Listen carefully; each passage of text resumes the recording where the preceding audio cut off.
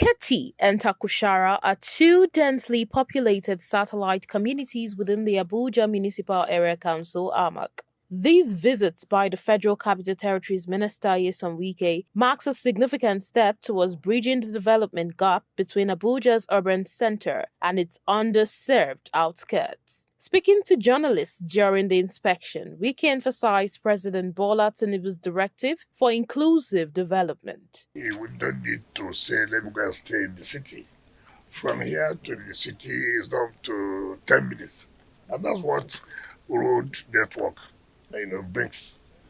It will open up the entire place. You will see people who like to come and build houses here.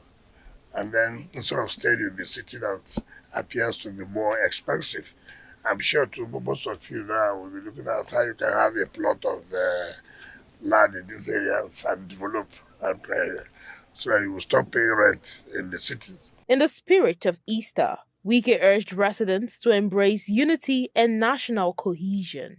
This is the period that Christ rose.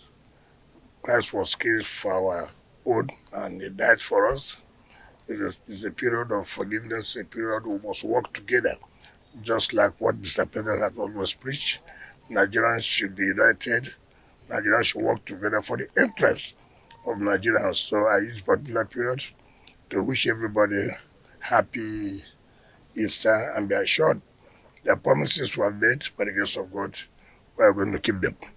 The minister revealed that the roads, which will serve as key arteries between the satellite towns and central Abuja, are scheduled for commissioning by the end of May, timed to coincide with the second-year anniversary of President Tinubu's administration. Joy Igoche-Ehiakhina, ITV News.